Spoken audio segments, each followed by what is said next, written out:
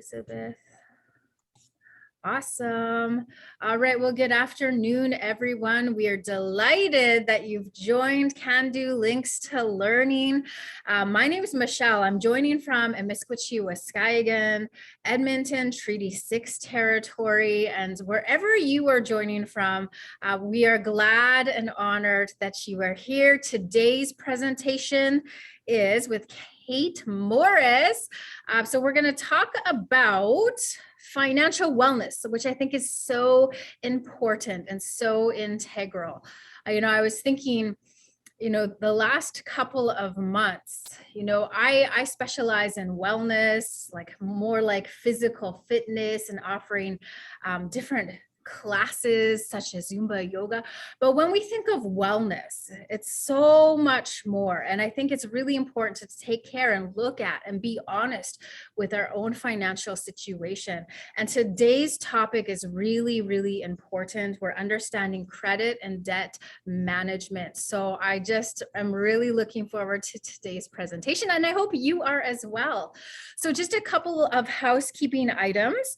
So there will be sent to you an evaluation link at the end of today's presentation. And when you fill that out, your name will be entered to win one of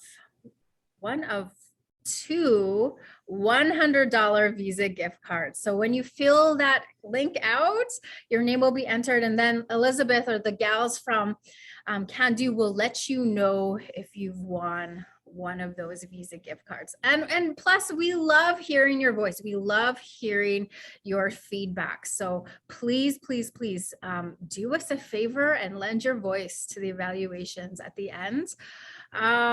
There also will be opportunity for any questions, comments at the end of today's webinar. So feel free to bring your voice, to lend your voice to this topic, to ask those questions. This is your opportunity.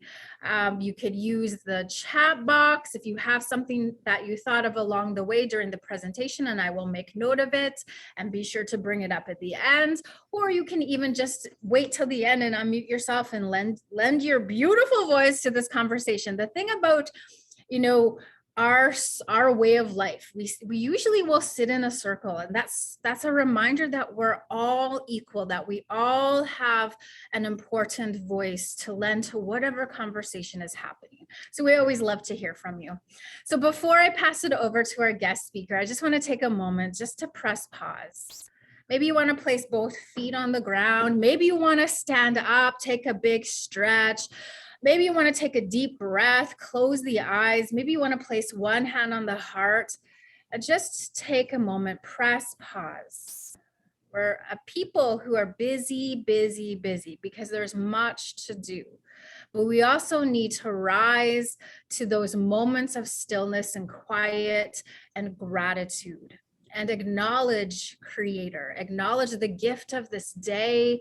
As I was saying earlier, that sun is shining and it's bright here in Emiskwachi, Waskahigan. So I give thanks for that sun. That helps to bring good energy and good medicine to my journey this day. But we give thanks for the gifts that Creator has given to us in all of our day. So we think of the sacred waters, we think of the animals and the plants, all of our relations, and the circle that we're surrounded in, our business circle, our professional, our family circle, our ceremonial circle. We give thanks for all of the gifts, all of our relations today. So hi, Creator. All right, so now on to today's webinar. Again, we're understanding credit and debt management. This is such important information. So Indigenous people are becoming entrepreneurs in record numbers, motivated by several reasons, including the pursuit of financial independence and security. To best support this blossoming entrepreneur community, it's important to provide career support related to entrepreneurship. Equally important is the sharing of vital personal financial education to support our entrepreneur community's business successes and enhance meaningful sustainability. Yeah, there remains a gap in financial literacy learning, both in the entrepreneur community as well as the Indigenous community. So one area in particular that impacts Indigenous entrepreneurship is the understanding of credit usage and resolving debt. So today's guest speaker, and I've had the privilege and the honor of hearing Cate from Scout Financial Solutions share, firsthand and industry studied knowledge on understanding debt and managing debt for emerging entrepreneurs. So she's here to lend her voice to this topic, and she has a very strong voice. She is a Dakota Wyandan, oh, I'm sorry, Cate, and registered band member of the George Gordon First Nation located in Treaty 4 territory. She resides in Regina, Saskatchewan. I gotta say, Cate, I was just there on the weekend and it was cold. She's an active community member and passionate entrepreneur. She's the founder of Scout Financial Solutions. So this Indigenous owned and operated financial literacy education and consulting business that promotes personal finance life skills. And I think that that is integral. And we need to spend our energy and our time really learning about this topic. It's so important. So she's here just to bring some knowledge to us, to enlighten us, to stir us, to perhaps challenge us. And so we're honored so much for you to have lent your time to be with us this afternoon. So I'm going to pass this virtual mic over to you. Thank you so much, Michelle. That's an amazing introduction, and I just love the energy that you bring to online learning. It is a challenge, I totally understand, but I just want to thank you for that. So I'm going to start with sharing the screen, and thank you everyone from Cando for bringing me out of my wonderful little hibernating. Just a comment, there are two temperatures in Regina, cold and colder.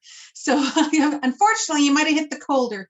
So glad to see you survived it. And let me just share the screen from the beginning. So there we go. And if there's any questions, if we could try to hold off to the end, but make note of them when they come across for yourself there. So this is money management for financial wellness, just as the lovely Michelle said. And I want to greet you in my language, and Petuwaste, which means good day in Dakota. I want to welcome you and thank you so much for taking the time and the energy to do the best you can for yourself and show up and attend. And I encourage you to be present in this 1 hour money power.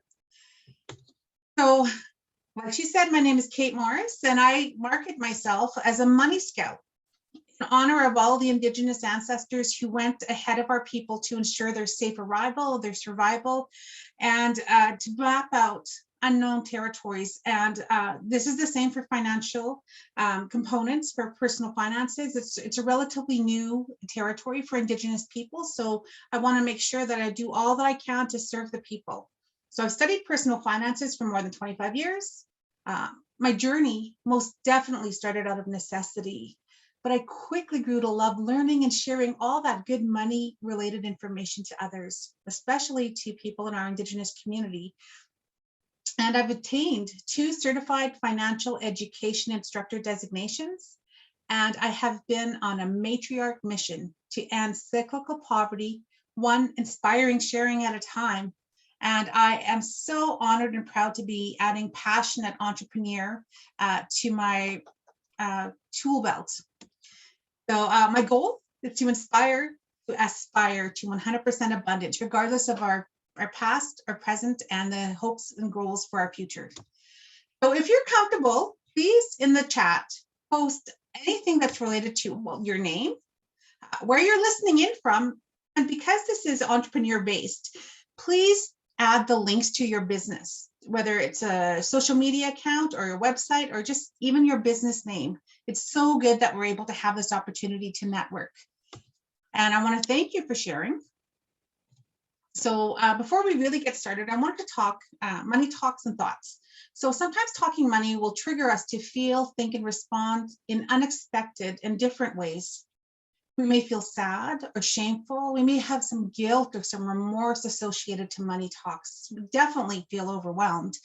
Sometimes there's embarrassment or helplessness or a sense of hopelessness. And sometimes there's even a sense of anger there.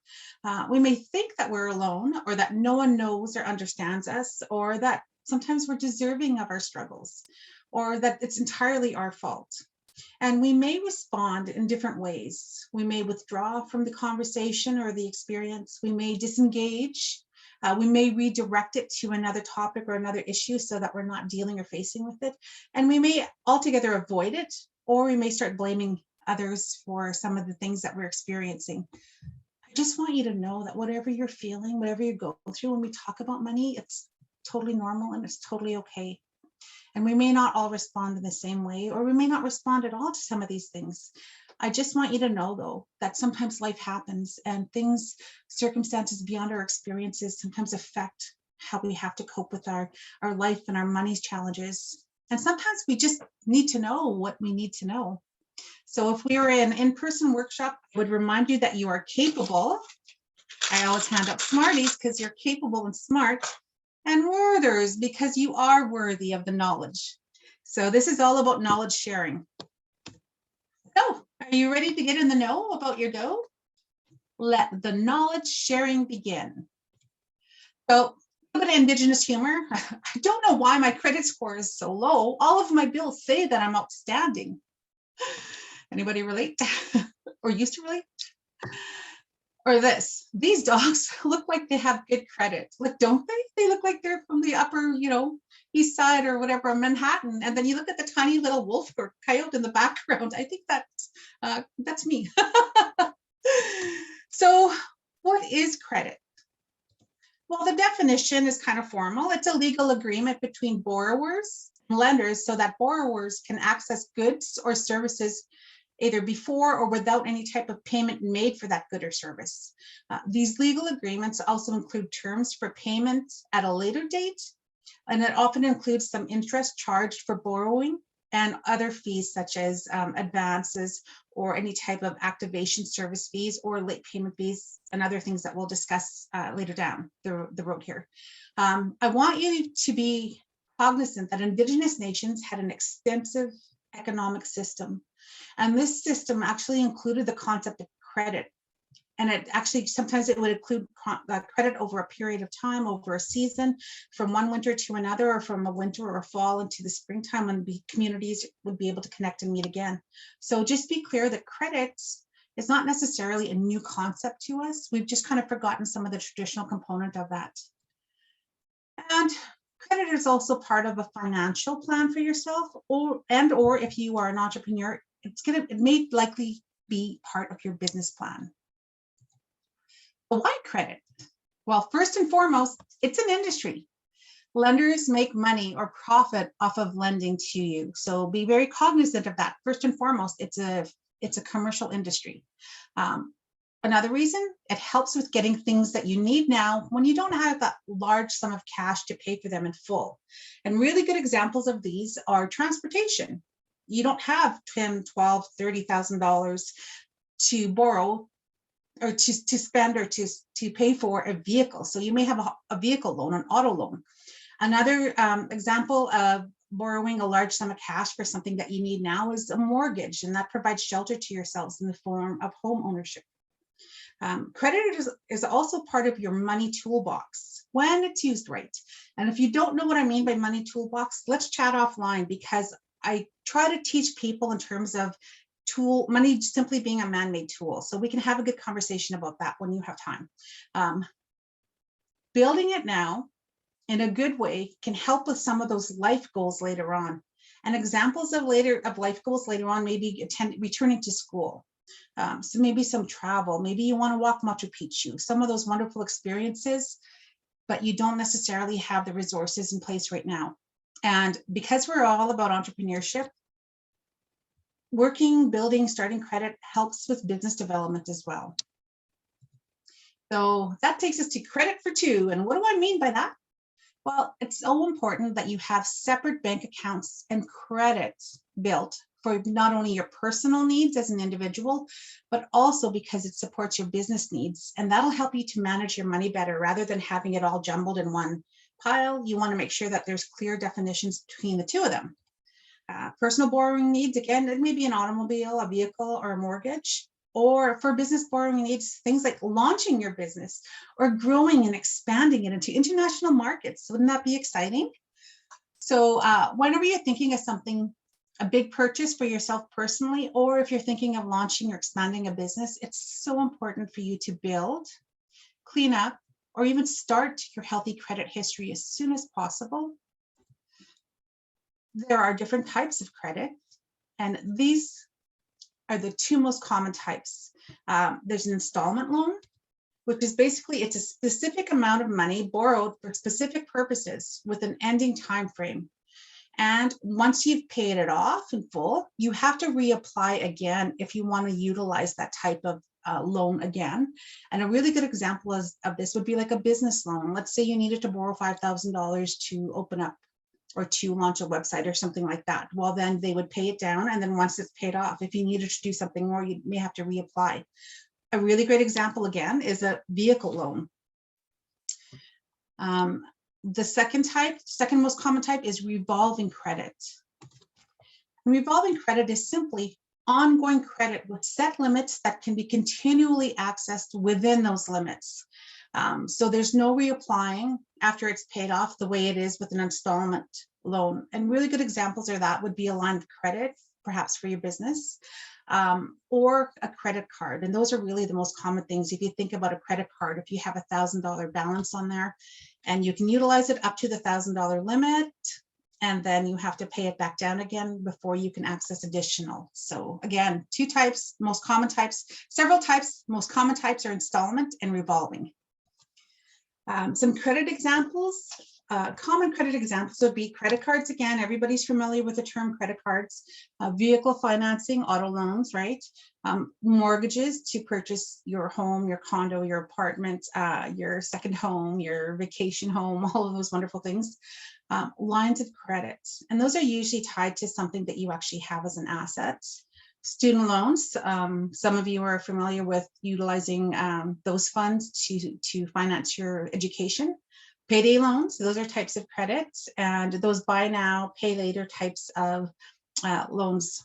Some other examples that we can talk about, utilities. A lot of times people don't realize that their utilities are a form of credit because you utilize it for the period of time and then they invoice you for it. So you actually have to pay for it based upon your usage. Bank overdrafts, financial institutions will sometimes ask if you'd like a little bit of an overdraft. And whenever you tap into that, that's actually a form of credit usage. Cell phone contracts. I put this one on here and I actually have a side story on this. When my son, actually, let's finish it first. Family loans and IOUs. Those are forms of credit, actually. A lot of people don't consider that when they're thinking about all their obligations. You have to make sure that you're able to meet those family loans and any type of IOUs to friends and others, because that's going to make holidays really uncomfortable if you don't acknowledge and pay it. And if there's any others that you can think of, by all means, please comment in the chat box and I'll tell you a quick story about the cell phone contracts. When my youngest turned 18, about 2 days afterwards, we went down to the cell phone company here in Saskatchewan, and we transferred his cell phone that I was paying for into his own name at that point. And I asked the staff member who works for that organization or that business to explain to him how credit works, because they actually would start building, this was his first form of building credit for himself. So she explained everything that I had already explained to him, but I wanted him to have an understanding that he's now reaching the real world and he's a young adult. And I thought he needs to have the contract, which is a form of credit building and credit, in his own name so that he at a young age can start building it. But also, if he was young and missed a couple payments or he ran into money trouble, he would be young enough to be able to repair it at a older adult date. So it was so important for him to have an understanding of that. And I'm very honored to say, very proud to say that he makes his payment regularly every month. So he has excellent credit. So we'll talk quickly about credit card. And some of this may be basic or standard or introductory to some of you out there, but I just wanted to make sure that people have an understanding of how credit works in their lives, and really touching on the most common use credit, which is basically credit cards, right? It's a small plastic card. It's issued to allow the cardholder to purchase goods or services on credit. So how it works, and I'm sure most of you are familiar with credit cards, is you're allowed a limit. You're allowed to charge up to that limit, and you need to pay it down. So they base the payment based on how much usage you have. It's charged daily, but invoiced monthly. And you need to make sure you meet the minimum amount. And it's so important that you note that not all cards are the same. So again, it's the most common type of revolving credit. There are several credit card providers. There are banks and financial institutions such as the credit unions and those like, but there's a lot of retailers who also issue credit cards. And I'm sure some of you are familiar with that. And there are different uses for credit cards. Some of them are very general, meaning if it's issued from a financial institution, you can utilize it just about anywhere for any purpose, up to the limit amount. Some of them are very specific, and you think about the home improvement shops, they issue their own credit card and they're only utilized at those specific retailers, right? So be very clear of that. If you get one of those cards, you can't utilize it anywhere else, and but you can utilize it vice versa if it's a general. Different payment due dates. A lot of people don't realize that you can actually arrange to have your payment due date aligned closer to your income payment date. So it takes sometimes it takes a couple of invoicing months for you to be able to say, well, this payment date doesn't align with my pay period, so I want to make sure I change it. So you may have to adjust it a couple times, but you can actually amend your payment due date to better suit when you have money coming in. There are also different interest rates. So they can actually change the interest rate. If you ever read the fine print, yes, I know, super nerd.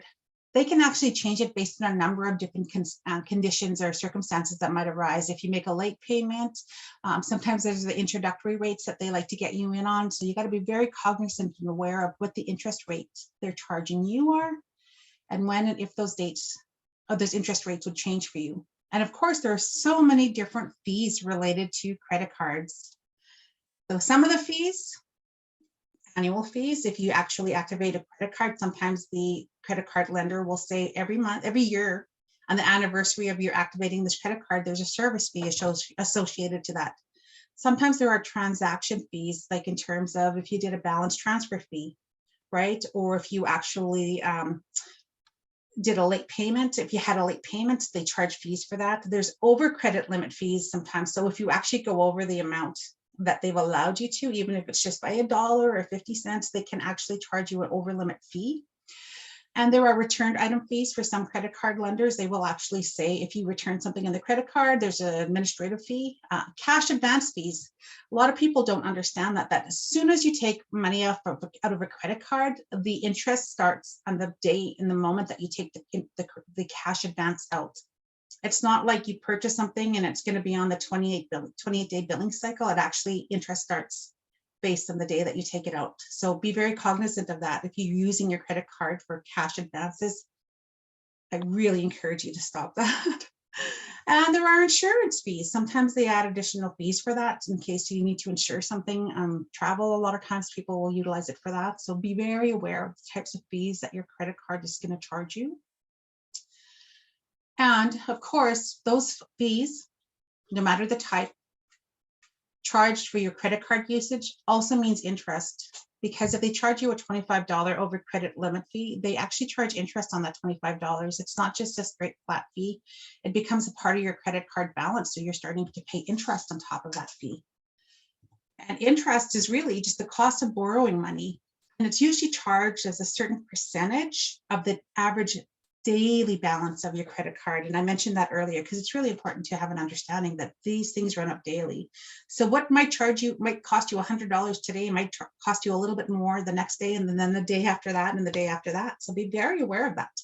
And it's applied to any of those outstanding balances on a monthly basis. So if you didn't pay your entire credit card balance out, they'll charge you interest going back to the day of the purchase. Interest rates, again, will vary for different cards. It'll vary for the different types of activity you put on those credit cards and for those different credit histories that each individual has or has created. And a money tip here, I have to make sure that I stress to you that credit cards actually make money off of other people's money. So be very aware of who you're paying and if you make that as an intentional choice or not. So let's touch base on credit histories, and they like to refer to it as worthiness. So credit worthiness, the definition is that basically credit worthiness is a way that lenders measure the risk of the borrowers defaulting on their debt obligations. It's a way to assess your ability to receive credit, and they do it in a number of different ways. And so lenders will often utilize the 5 C's of credit to help with lending decisions. So why do they do this? Well, because they need to see the borrower's ability to make loan payments. So the 5 C's of credit is capacity, and that's how much debt a borrower can carry in relation to their gross income. And they measure this by something called a debt to income ratio. So if you think about your income as a pot, that you're making a wonderful recipe on top of the pot, and then the debt that you're borrowing or the ingredients going into that, they want to make sure that you can actually manage based on your gross income. The reason why I'm stressing gross income is because a lot of times Sorry. So the reason why, I thought there was a question, I apologize for that. So the reason why you have to be aware of that is because your gross income is actually your 100% of your income that you earn, but it's not necessarily what you're taking home or what's hitting your bank account, right? So you have to be very aware that they will take a look at trying to lend you the money because it benefits them, right? It's an industry, it's a revenue earner for them. But be very aware for yourself that you should do this calculation with your net, your take-home income. So there's a bit of a difference there. Some people will take up to 30% less than what they're actually earning their gross income because of taxes and other deductions. So you can see how that can be a little tricky. And I'll show you a calculation later on to make you have a clear understanding of that. Number 2 is capital. And that's basically what a net worth statement is. It's everything that the borrower owns in relation, so minus everything what they owe, and that will give you a number that's either going to be a positive or a negative or a zero balance, right? Just the same as making a personal budget. But you want to see a positive number there, and you want to start growing that positive number because that's your financial net worth. So basically, in order for them to lend you money, they want to see if you actually have any ownership of whether that's in investments or that's cash in the bank or anything that they can actually use as capital in the event that you cannot make your loan payment. Number 3 is collateral. So normally they will use the item that you purchased by the loan to secure the amount of the loan. And I always use a vehicle as a visual image of this because a lot of times people will think of repossessions of cars, right? And so that's what the collateral is. Somebody took a loan on the car and the lender said, okay, I will lend you the amount to buy the car, but we're going to secure it with the car. In the event that you miss a payment or miss some payments, then we're going to repossess that vehicle and it becomes ours so that you can settle some of the debt that you owe and did not pay. So I always say, think about the repossession of a vehicle when you think of the collateral of something. Number 4, sorry, that should have been number 4, is character. So that's any type, and it's not necessarily all the good words that COCOM has to say about you. I wish it was. But what it really is, it talks about how long you've worked at a place, how long you've lived at a place, if you've switched your job frequently, those types of things. So it really is about your reputation or your history as an individual, as a person. And a lot of times lenders will access a credit score or credit reports to take a check into how your financial character is. And again, this should be point number 5. I apologize for that. Conditions. And these conditions will vary. They could be very, like what the current conditions of the market are, what the current conditions of the economy are. It could be if your business that you're attempting to launch has, if there's too many of them or not enough of them, or those types of things. So they take a look at a number of different things, but it's really kind of subjective. So it's all about the circumstances surrounding their loan or credit request. So think about the situation when it comes to the fifth C of credit. And as a reminder, they do this because they need to see your ability to make loan payments as an individual, but also as a business entity. And the reason why it's so important for you to understand this is because as an individual, you're starting to develop a credit history, but as a new business, you don't necessarily, your business doesn't have a credit history. So it's so important for you to manage it yourself, because if they can't find a business history, a credit history, what they'll do is they'll look at your personal credit history. And that's an important thing for you to keep in mind, right? So two ways, if we go back and revisit the fourth C of credit, which is basically your character, the credit reputation, there's two ways that capture the credit history. Number one is a credit score, right? Everyone's familiar with that. It's kind of the latest financial buzz. And credit reports, which a lot of people are not familiar with because it's kind of a longer standing, but it's not as quick click as a credit score would be. So money tip here that I have for you, no matter what it says, just know that your credit worthiness does not equal what your true worthiness is. You're still a good person, right? You're still deserving, you're still worthy, you're still smart, all of those wonderful things, right? So just bear that in mind when they start reporting on what they see as your financial reputation. Again, it comes down to just knowing what we need to know. So credit scores, the definition, I call it a money selfie. So it's really just a snapshot of your credit activity in a current time. So if I was to go on to my financial institution, it would give me a snapshot of what's happened in the last month. So it's a 3-digit number, and it's based on an analysis of a person's credit files. And it uses a really complex algorithm. So initially, the history of the credit score was to reduce discrimination and bias in credit reporting. Unfortunately, what happened is the marketing industries kind of got a hold of that and thought, this is fantastic. We can tell people to use credit to build up their credit, right? So we have to be very aware of some of the history of that and how it actually transformed into something more of a marketing tool when initially it was used to reduce discrimination and bias and credit scores. Because a lot of times in other credit reporting factors, they could tell who you were based on your neighborhood or your last name sometimes, or those types of things. So they wanted to just make it a simple score. Sometimes it does represent your credit worthiness accurately though. And that also depends on the lender. So if it's a really complex $200,000 loan, the chances are they may not be looking so much as at your money selfie, your credit score. It may not be long-term or more stable enough credit history for them. So be very aware of that. Some people will take a quick look at your credit score, some lenders will not. What happens is lenders actually share information to 2 credit reporting agencies. So everything that you've borrowed to date is reported upon. So what happens then is that the private businesses, these credit score companies, will actually purchase the information from the 2 credit reporting agencies. And credit reporting agencies are actually not federal departments. They're actually private industries as well, private businesses as well. So they will sell the product, your credit history, to these credit score companies. So be very aware of that. So it's kind of it's inaccurate, but it's what they're utilizing. And it often fluctuates. Your credit score will fluctuate often with the reporting times and the activity that you utilize credit, how you utilize credit. The rating system can be confusing to people, so I'll do my best to try to just kind of do a quick summary in our time together. So the credit score rating factories. Number 1, if you want to improve your credit score, or if you want to have a healthy credit score, you must be on time with all of your bill payments. They look at the type or the mix of credit that you use, right? So you may have a credit card, you may have a line of credit, and you may have a vehicle loan, you may have something that's more revolving or installation type. So they look at those types of things. They also look at how new or how old your accounts are. So sometimes people will open up a credit card and then they'll jump to a lower interest credit card, closing the old one.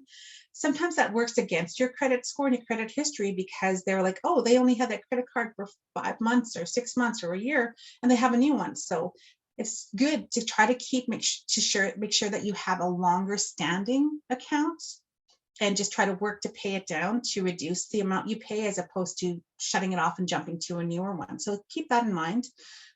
They look at something called your debt to credit ratio. Now, remember when they did the calculation of your debt to income ratio, seeing if you could kind of keep up with making payments, right? The debt to credit ratio is actually something that talks about how much am I using my credit.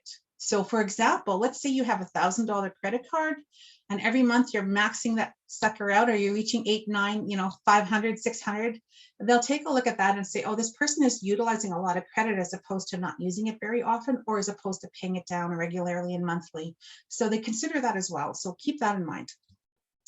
They take a look if you have any bad debt outstanding out there or any type of collections that are in place. Most definitely, we know that's going to be a hard hit to your credit score and to your credit report.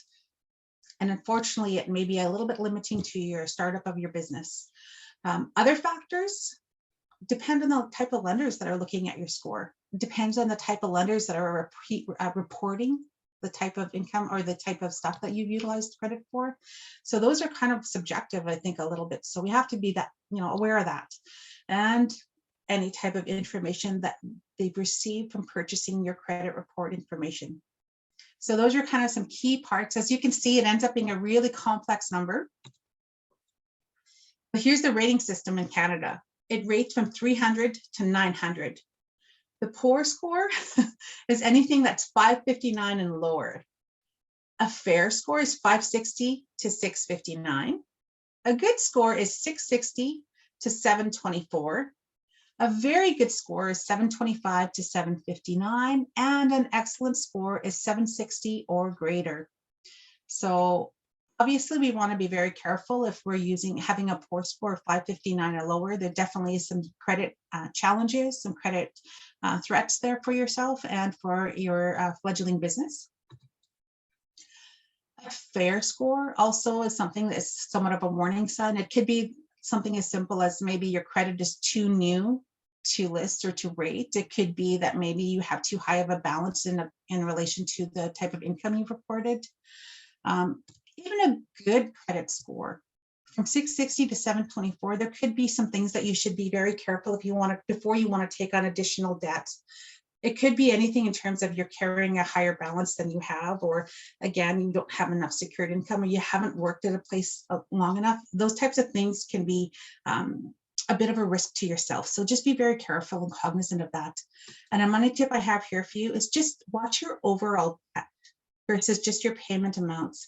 Because a lot of times you have to take a step back at the bigger picture, because people get lost in the details and they're looking at this and saying, oh, I can afford that payment. I can afford that payment. And then if they back up and say, I can't really afford a $40,000 car when I'm still renting, or those types of challenges, or I'm going to be graduating soon and then my student loan payments will come on board. And so I'm going to have more debt and more payments. So be very careful of that, your overall debt versus the actual payment amounts that you're obligated to pay. And always be very aware that credit usage, right? That's what credit scores would like you to do. Improve your credit score, use credit. Always results on the other side of things in terms of building up your debt, your obligation. So be very aware of those types of things. The second type of credit reporting factor is an actual credit report. And I define it as an adult report card. It's the record or history of a borrower's repayment of debts. And it's captured by the borrower's lending sources. And they report it regularly, either monthly, quarterly, or technically whenever they choose to do it. They could only report it maybe when you've missed payments and not really reported all the good payments you've made.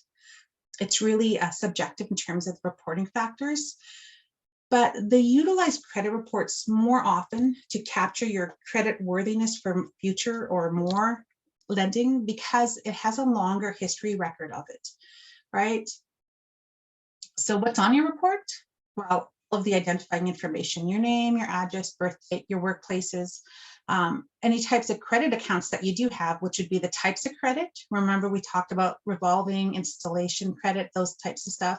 But balances you have. So and that depends on when they report it. If they report it monthly and you're paying off in full, that's pretty good for you.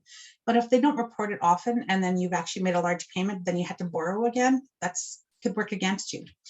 The types of limits that you have on your credit. And again, that goes back to your debt to limit usage, right? Debt to credit usage. Any type of payment history, all the dates that are related to these payment histories, these inquiries, these requests for information, all of those things are on your report.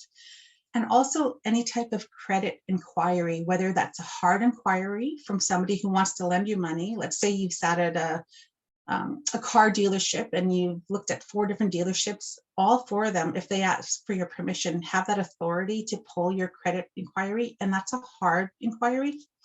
So you have to be very careful about saying, yes, you can look at my credit reports. A soft inquiry is something like, sometimes the lender, and you might see this, a lender might want to offer you more on your credit card. Let's say you've paid really, really well and you used to have $1,000 balance, and they're saying, oh, let's do a soft inquiry on them and see if they, oh, they're doing really well. Their credit report says they're doing fantastic. Let's offer them a $2,000 limit. That's kind of considered a soft inquiry because they're not technically applying for, you're not technically applying again. They're actually one of your lenders, so they can kind of take a look at that. Another soft inquiry that's really common is you asking for your own credit report. That does not count against you. It doesn't change your affect your score or your report or anything like that, because you're just doing a checkup. It's just like, what did they say about me, right? Another thing that's on your report are public records. And those are things like collections, judgments, bankruptcy claims. Those types of things are considered public records. So they'll stay on your credit report for a number of years, almost for the whole period of time for some lenders. So credit reports also have a rating system, not nearly as complex as the credit scores that a lot of people are pursuing, but there are letter ratings to it. So I, as an installment credit, borrow for a specific period of time. So that would be like a business loan that you need to pay off and then reapply for, or a vehicle loan. Open status credit, a lot of times this is like a line of credit. So it's kind of revolving, but it also, they report it as an open status credit. So you can borrow that whenever up to a set limit, and then you have to pay it down in order to utilize it again. Slightly different than the revolving credit that we talked about that credit cards are, right? You just keep borrowing on an ongoing basis whenever the credit is available to you. And then there's an M in there for a mortgage loan, and that actually, they report it as an M. And that's to purchase any type of home. Plus, there's a numbers rating. But that number can range from 0 to new to 9, which is considered the poorest rating. So I'll just give you one quick example of that. An R1 rating on your credit report means that your credit card, which is a revolving type of credit, is 1, meaning you've paid it on time within 30 days. Another example is an O2 rating. So an O2 would mean that you have an open status credit, which is likely a credit line. And that O2 means you didn't pay it within 30 days, but you've paid it within 45 days. So they actually have these numbers or these letters and these number ratings on your actual credit reports. And a money tip I have here is just to make sure that you aim for a rating of 1, regardless of the lettering type, regardless of the type of credit that you've borrowed. Make sure that you aim for 1, meaning it's been paid as agreed within the time frame as agreed. So credit reporting additional factors. How can I get my free credit report? By contacting one of the 2 credit bureaus in Canada. There's Equifax and there's TransUnion, right? So I've got the contact information there. By all means, feel free to screenshot this page. And then for your credit score, you actually can get it available online at your financial institution. Mine reports it on the 17th of every month. So I just pop in once in a while to see what it is, and to see if there's any significant changes. And a money tip here is that you do not have to subscribe or purchase memberships to get these reports. You're allowed to get them for free. I do have an experience speaking with somebody who actually subscribed and could not remove them from their credit card thereafter. So it was a real challenge for them to try to, I guess, detangle themselves from a credit score company. So be very cognizant of that. I also provide another tip. Fax in your credit report requests. I know who faxes nowadays, right? But they actually prefer to have it faxed in because you do have to provide a piece of ID the front and back of your driver's license and a second piece of ID. And they feel that a fax is more secure than you trying to email it in.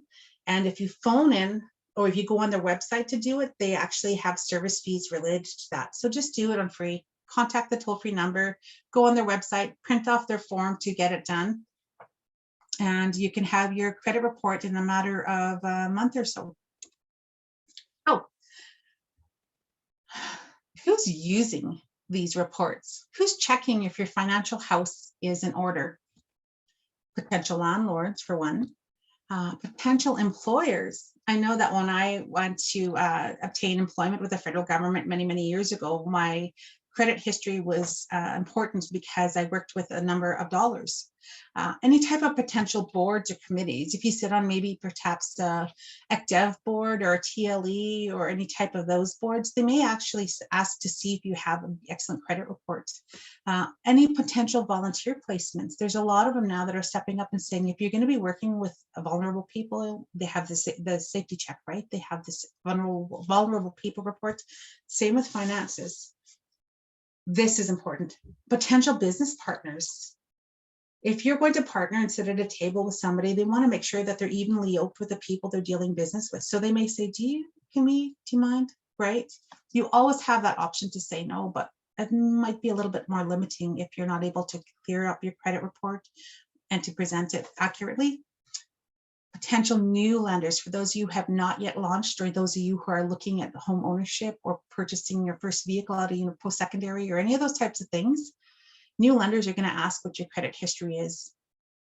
And also adding to that, existing lenders for potential increases. So it's important that you make sure that you're managing your credit. You're making sure that your credit reports are accurate, because all of these things add up to opportunities for you. So you can see how important credit scores, credit reports relate to the opportunities that are provided to you.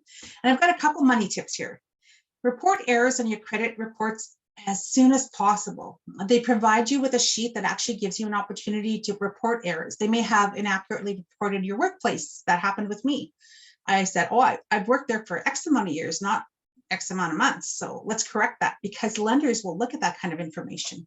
Another tip, understand all things that are credit related, because it's your credit, your history, your opportunities. And some do's and don'ts. Do work with a household budget. Do be specific on the credit amounts needed. If they say they'll lend you $200,000 and you only need 110, then only get maybe 115 or 120, just a little bit of wiggle room. Do make your payments on time and do it a minimum of a week in advance. And I say a minimum of a week in advance because any number of things can happen in your end and their end that may result in your payment arriving late. So make sure that you're meeting your obligations in a timely manner. Pay the minimum required. More is always better, right? Nobody wants to be indebted. I always say for every hour that I live and exist, how much of my income is committed to others? How much of my income am I working for others? So I try to be very cognizant of that. Don't shop around for your credit. Limit or reduce those hard hits because it may count against you when you really need it. Don't borrow more than needed. A lot of times people will use it.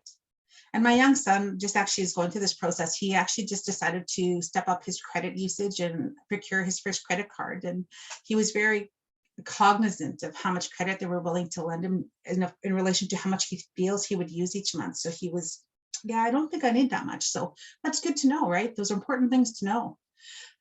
Do not co-sign for others because this affects your credit. It goes onto your credit report and everybody in the Indigenous community is like, yeah, but that's my aunt, that's my sister, that's my kokum, that's my best friend. Be very aware of that because you have to, when you think about this thing, you have to relate your goals to their goals and how it's going to restrict you if things go south, how it's going to restrict or potentially negatively impact your relationship if things don't work out the way you're hoping. So be aware of that. I know it's some thought that you got to put into that and your heart's right there too, but you have to consider what your goals are personally and also professionally. And again, I can't stress this enough. Do not forget to work with a household budget. So very quickly, we're going to talk about managing debt. We're doing okay for time. I know we started a little bit late. So managing debt. So we got to give props to Cube. Okay. When your credit is so bad, you receive a credit card that's pre-declined. Or you want to get back on your feet? How about missing 2 car payments? So let's talk quickly about good debt versus bad debt, because a lot of times people will have this conversation, right? It's quite a frequent conversation, and it's surrounding the idea that some certain credit usage is considered good debt and other credit usage is bad. So good debt, they say, is anything that adds to your ability to live a better life, increase your net worth. And examples of that would be student loans, they say is a good debt because, yeah, you're borrowing, but it's for a good cause. You're going to eventually increase your income and increase your career opportunities. Business ownership, they say, is also another form of good debt because you're going to be generating revenue, a good source of income. You're going to grow the economy. You're going to potentially employ people. Good things, right? And home ownership, because you actually will not be paying rent to somebody else and paying their mortgage. You're actually going to be building some equity into something that you're doing. So they consider those good debt. Bad debt, it's usually everything else. It's usually types of non-compensatory, meaning non-income earning, non-revenue earning, nothing in your pocket credit usage. And of course, the example of this is consumer debt. You just have to have the latest, the greatest, the best, all of those things. So they say that's considered bad debt. What I say is just proceed knowing this. All debt, no matter its intended use, could become bad debt and should be considered a risk if by chance you cannot make payment. So some debt warning signs: shuffling your debt around from card to card or from place to place, cycling it through a line of credit, cash advances on your credit cards. Be very cognizant of that. I said, that's really high interest rates and it actually starts the moment that you take it out. Carrying over any type of credit card balance, significant credit card balance, struggling to meet your basic living needs. I know that's a challenge in Indigenous communities, and my goodness, if I could, if I could find the total solution to that. I want to share knowledge simply because I want us to be more aware of this in the event that debt might be something that's affecting your basic living needs. I apologize, you're going to hear my cat in the background and my dog's on the other side of the door, so I'm so sorry. If you're borrowing from friends and family to pay your bills, that's sometimes a warning sign for debt. Hiding or not opening your bill statements, any type of mail or emails relating to your bills, right? Been there, long time ago, never again. Have already or are considering taking on a payday loan. That's a real warning sign that you could be in over your head. And also feeling guilt or shame or just overwhelmed by any type of debt obligations. My money tip here is don't punish yourself any more than you already have, because sometimes, again, life just happens. Illnesses, job loss, separation, all of those family crises could affect how your financials are being managed or being addressed. So sometimes, again, I share knowledge because we just need to know what we need to know. So this is something we talk to when we're talking about capacity. If you remember that fourth C of credit worthiness. So capacity is an actual ratio, a percentage of your total income. So the debt to income ratio calculation, they want you to divide your total monthly debt payments by your gross monthly income. Again, remember that gross monthly income, which I think for me skews the calculation in favor of lenders. As opposed to you, I would encourage you to do it with your net monthly income to make sure you can meet this obligation. But divide your total monthly debt payments by the monthly income, and then you multiply that answer by 100, and that'll give you your debt to income ratio. So an example, let's say you have $1,500 in monthly debt payments, and you have $3,800 a month in gross monthly income. Keep in mind, you're not bringing $3,800 home. You might only be bringing $3,400 or $3,200, right? With all of the deductions, whether it's taxes or other obligations from your employment, paying into your own pension plan, a benefits program, right? That reduces the amount you bring in. So if we actually did the calculation, the debt to income ratio as a lender, we would times this number by 100 and we would get a 39% DTI. What that means is that 39% of your gross monthly income goes towards your current debt obligations and payments. For myself, I think that's a little high risk, especially because we're not calculating your net take home. We're dealing with a gross number that actually doesn't ever hit your bank account. So we have to be very careful. If you ever get into the scenario where you're considering borrowing money, I really encourage you to do this debt to income ratio calculation with your net take home pay. And you can see just how close you are to having that perfect recipe of credit usage versus a crisis and a mess that you have to deal with. And you'd be in hot water. So other debt management tips. What can I do? Use a budget. Adjust your cash flow. And by your cash flow, what I mean is the money that's coming into your household. You may have to find a different income stream or additional income streams, and you may have to reduce some of your expenses, or you may have to do a little bit of both to make sure that you're meeting your debt obligations. Keep really good records. And it doesn't have to be anything fancy or significant, but make sure you're keeping records of your conversations with your lenders, but also just a simple book, something that's really simple, not complex, visual, at hand. Anyone else can grab it if by chance you're no longer able to manage it yourself. And just have a record of all the obligations that you have to meet on a regular monthly basis. Mark your calendars. And my young son was a wonderful, brilliant person to came up with this. And he said, oh, I just put in my credit, like his cell phone payment on his cell phone. It's a smartphone. Let's use it in the smarter ways. So he has a reminder that pops up when his cell phone contract obligation is required each month. So just pops up and he's like, oh yeah, I should go pay my credit or my cell phone. I'm sure he'll do it with his credit card now that he's utilizing his credit card. He's waiting for his first statement. It's kind of exciting. Set some meaningful life goals. Sometimes, again, we get lost in the whole circus of things, and then you forget, I have purpose in life. I have meaning and I have intentional goals, and I want to live an intentional life. So if I have meaningful life goals, then I'm better able to manage the things I need to manage in order for me to meet my goals. Know all the details of your credit contracts. A lot of times people don't read the fine print. They're just so excited to get their first credit thinking, yeah, I made it. You have to make sure that you know what you're signing and what you're agreeing to, because they're legally binding agreements that could one day potentially, hopefully not, put you in a courthouse. So we got to be very aware, cognizant and aware of that, right? What we don't know can harm us. If you have any concerns or issues, communicate those immediately with your lenders as soon as possible. A lot of people struggled when COVID hit, right? And a lot of recommendations that I was making is call your lender, contact your lender.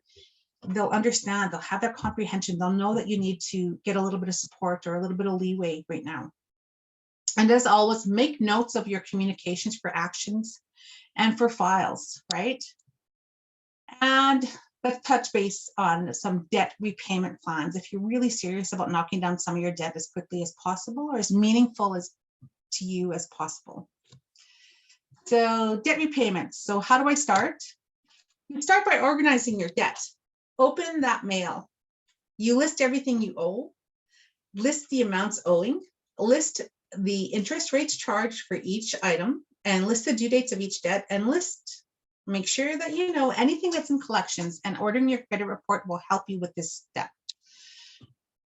Now, the money tip I have here is negotiate any of your outstanding balances and keep notes of those discussions. Make sure everything's in writing. So if you actually owe them $2,000, but you can only pay them $1,000, sometimes they're willing to accept that, right? So make sure you have note of that and make sure they provide it to you in writing so that you can say, wait a minute, you said you'd accept $1,000. So a couple of debt repayment plans. I said I'd provide 3. So plan number 1 is the high interest avalanche.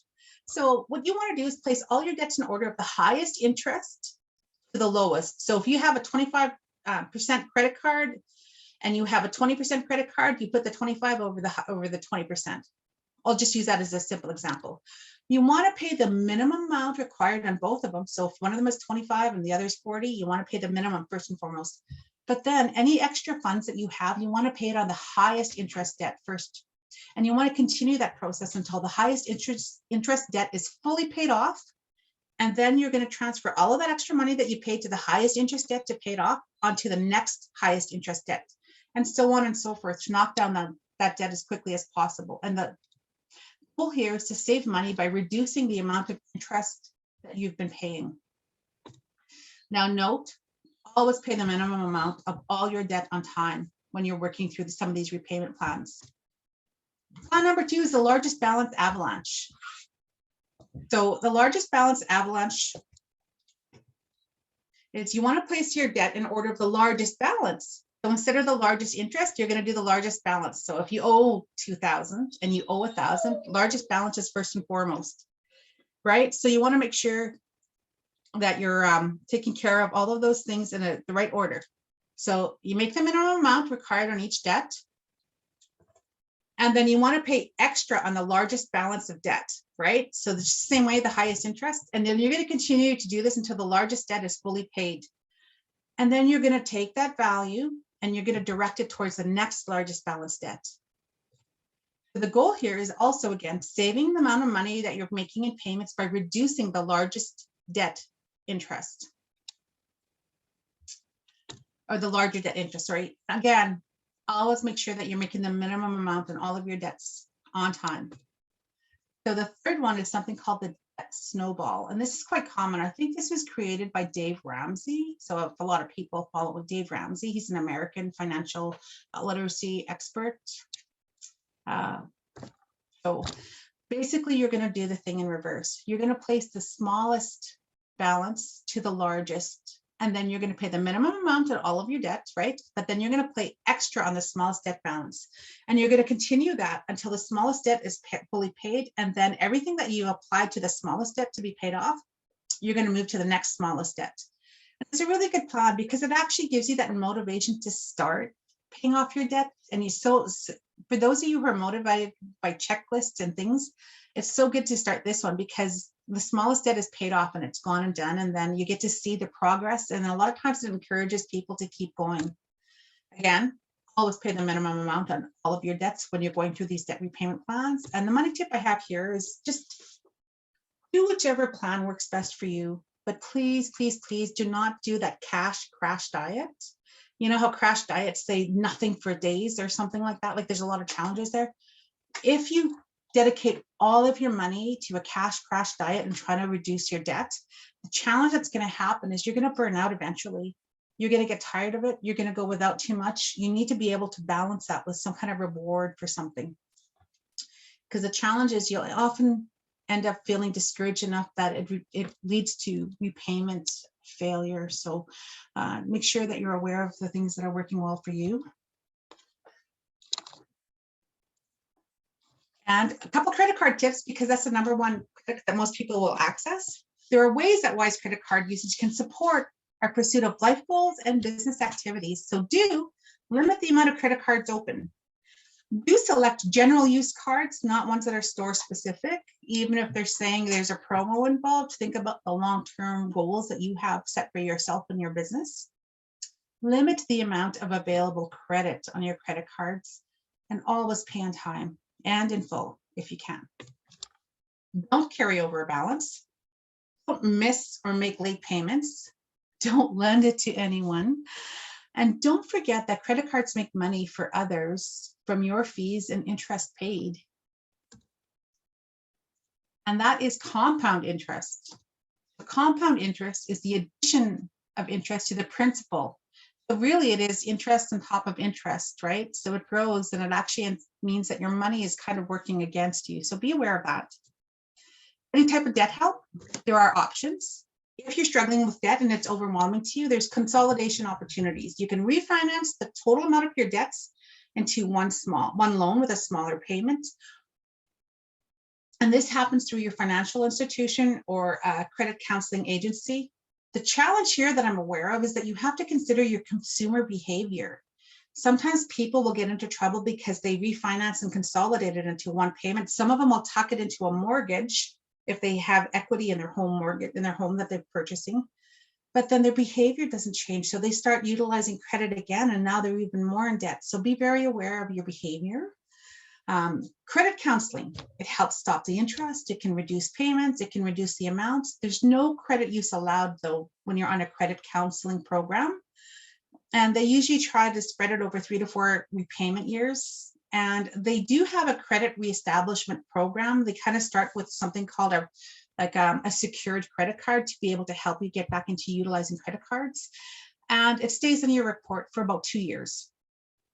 The third option is a consumer proposal, and this actually involves a licensed insolvency trustee entity. There are fees related to it, more than likely legalities, of course, because there's going to be some negotiations and maybe even some sit-down meetings with your creditors, depending on how much you owe and if any of the creditors want to have a sit-down meeting with you. They will negotiate to repay a portion of the debt. This consumer proposal is asset dependent, meaning they're going to need to take a look at an inventory of what your assets and what you own are, because they're going to present it to the creditors and kind of give an explanation as to why you need to go to a consumer proposal reduced payment program. It stays on your report for 3 years from either the completion or the filing date, and that's a little bit of a gray area there, unfortunately. The fourth one, unfortunately, is called bankruptcy or an insolvency, and that's a lot of creditors will consider it financial death. It's a really complex program. There's a lot of legality involved in that, and again, you have to work with a licensed insolvency trustee entity. That stays on your credit report for 6 to 7 years, but technically it stays on longer because it's considered a public report, so it has to stay there for a longer period of time. There are resources to help you with this, though. The Credit Counseling Society of Canada, and again, people, please take a picture of this if you wanted to Google any of this. There's Credit Canada, and that's a registered nonprofit entity, and it provides free credit counseling and debt help. And then this is the federal government's website, and it's called the Financial Consumer Agency of Canada.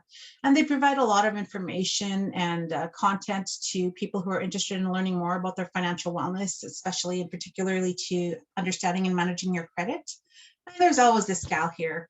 I'm open for a good conversation. So, recapping credit and debt, we talked about the types of credit, scores, reports, healthy credit and the benefits of that, and some of the tips I provided with yourself. And then we talked about managing debt, trouble, debt repayment, some debt help. And lastly, I just want to encourage you to live with purpose, right? A lot of times, and I've related this, I spoke on this earlier, is that a lot of times we end up living for others. So when you're having extensive debt, it gets pretty heavy, it gets pretty challenging, and we don't want to spend most of our working hours working for others. We want to be able to reclaim some of our independence and our autonomy, right? We think about our autonomy in many ways as Indigenous people, but also financial autonomy.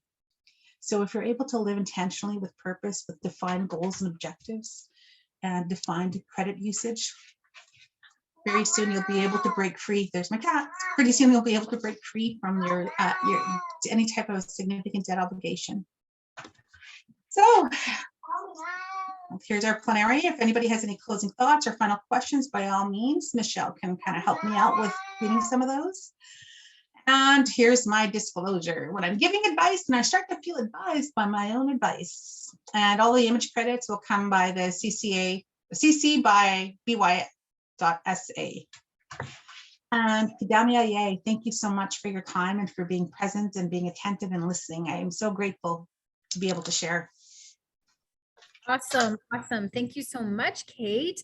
I feel like this was very empowering that you shared your knowledge, what you know around this matter. So thank you so much. I know we are like short on time, so make note of her contact information that she has put out there. You know, if you have any questions, reach out, but we will tend to the one question that's in the chat box. Just because of time, does requesting your score frequently still lower your score? I feel like, was that answered? Your credit score, you can take a look online. Your bank financial institution posts it regularly, so you can take a look at your score without any assistance from anyone. With your credit report, you're usually allowed 1 to 2 free a year. There's really no need to pursue any more than that unless you're really monitoring for something, like if you're building it up and want to see the repair for something. But sometimes if you sit with your financial advisor at they have that opportunity to kind of tap into that for you and take a look at that. So, yeah. Okay, great. So any other questions that might be out there, feel free to reach out to Kate. She's put her information out there.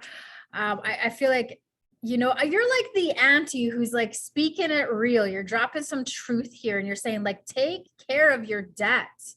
Have a greater understanding and knowledge about, you know, your credit, your debt management. And so I really thank you so much for bringing such an empowering workshop. You're keeping it real. You're being honest and truthful. Bringing it to light, and all along the way you're being gentle, like maybe you are struggling with this debt, too much debt, but that's not your worthiness is not based on that. So all along the way you were just really reiterating that. So thank you so much. We appreciate and honor the knowledge that you do have with this really important topic that continues to that needs to be talked about more and more. Financial literacy and wellness, so important. So thank you everyone for joining us. We hope you have a good rest of the afternoon. And I just want to give so much gratitude for this moment. I feel empowered. I feel excited. And thank you so much, Kate. So be well, everyone. Take care.